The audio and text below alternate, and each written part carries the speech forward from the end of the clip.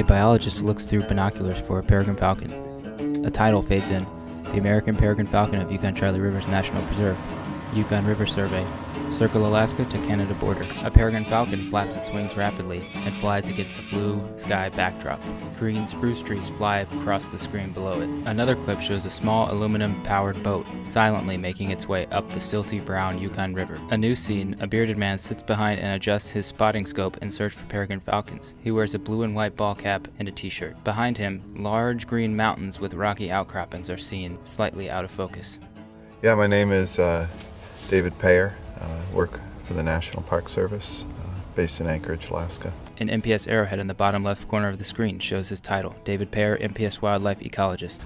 And I'm out here working on a peregrine falcon survey along the Yukon River between the international border above Eagle and Circle, Alaska. An overhead satellite view shows the Yukon-Charley Rivers National Preserve and the Yukon River connecting between Circle, Alaska and Eagle, Alaska, near the Canadian border. You know, they nest on cliffs, primarily cliffs along large rivers. A clip shows the view inside a peregrine falcon nest through a spotting scope. An adult peregrine falcon is seen tending to its nest while two fluffy white chicks shuffle about. The camera moves away from the spotting scope, revealing a wide-angle scene of tannish brown rocks jutting sharply out of the Yukon River. Vegetation is scattered throughout. These rocks are very steep and have been weathered away over the years from the river.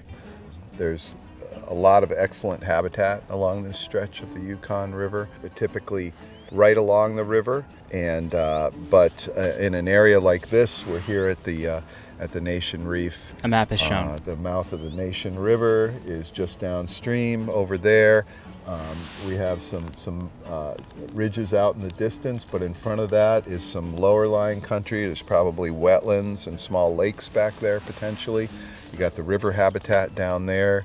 The clear water coming in, and so there's this diversity of habitat out here that provides foraging opportunities for the peregrines. The adults can go several miles in their search for prey. Clip shows a peregrine falcon in flight overhead. Text reads, fastest measured speed of a peregrine falcon, 242 miles an hour. Peregrines are a top-level predator, and so they eat primarily other avian prey. So small birds. John J. Audubon drawing of two peregrines with their captured waterfowl. Songbirds in the forests around here, waterfowl as they come migrating up through, and so this is a really nice setting for nesting peregrine falcons. Various clips of falcons and survey activities are shown. Text slides appear. The American peregrine falcon was decimated by the use of currently banned pesticides such as DDT. After dipping significantly, peregrine falcon populations in Alaska have rebounded naturally. How can we document the story of recovery? Each year, MPS biologists and crew members survey 175 river miles of the Yukon River between Circle, Alaska and the Canadian border above Eagle, Alaska.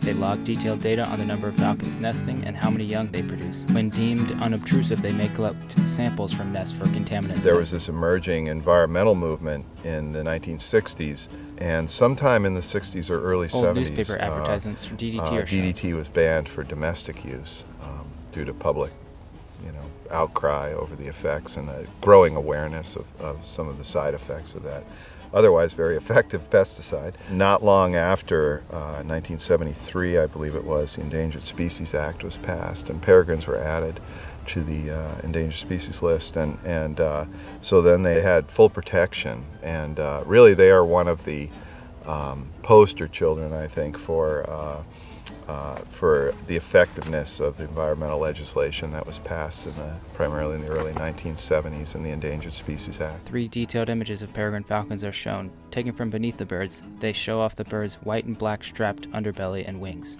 along with their yellow beak and talons. Text reads, in 1975, 11 nesting peregrine falcons were found. Today there are 50 to 60 pairs documented. That's 100 to 120 falcons along a 165-mile stretch of the Yukon, not including unpaired birds. So surveys began to be done here in the mid-1970s on.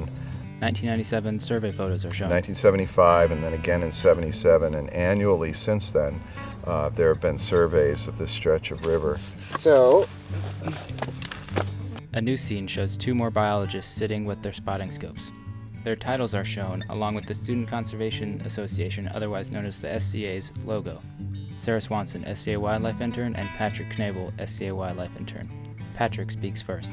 The nice thing about this survey is that it's been going on for a while, so we have all these established territories with photos, and any eyrie that we find is circled, and then we can correlate the photo with the bluff. A photo document shows this specific bluff with many spots circled that are labeled by the letter and year. And look at the eyries, and then we also have micro drawings of the eyries so we can find them easier. Sarah holds up a micro drawing This. with detailed information about the They're same like more bluff. detailed notes, like this one lighter colored rock or like a grassy ledge or something like that.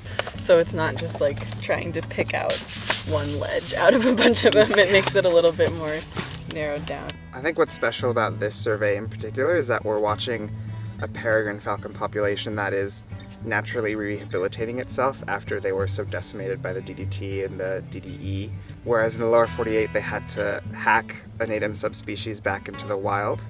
So it's really good that we're getting this data, how they're, getting themselves back up to status without any interference on our part.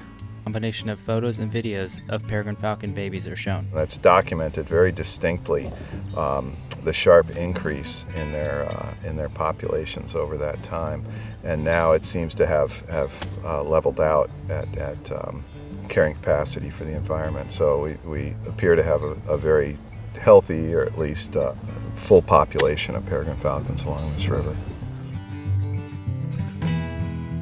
Scene fades to credits. A time-lapse video is shown across the river from large bluffs, while one surveyor looks for more peregrine falcons. Large puffy white clouds form and reshape above. A scrolling title, The American Peregrine Falcon of Yukon-Charley Rivers National Preserve. Thanks to the Central Alaska Network, U.S. Fish and Wildlife Service, National Park Service, Mel Flammy, David Pear, Patrick Knievel, Sarah Swanson, Jack Boyle, Josh Spice, Skip Ambrose, Chris Florian, Pat Sanders, Angela Matz. Video production by Sean TVBall. Photos and videos courtesy of Mel Flammy, David Pear, Josh Spice, Shelley Swanson, Skip Ambrose, Chris Florian. Music by Jack Boyle on guitar and Jason Shaw, acoustic blues and traveling light, licensed under Creative Commons Attribution 3.0 United States. Thanks for watching.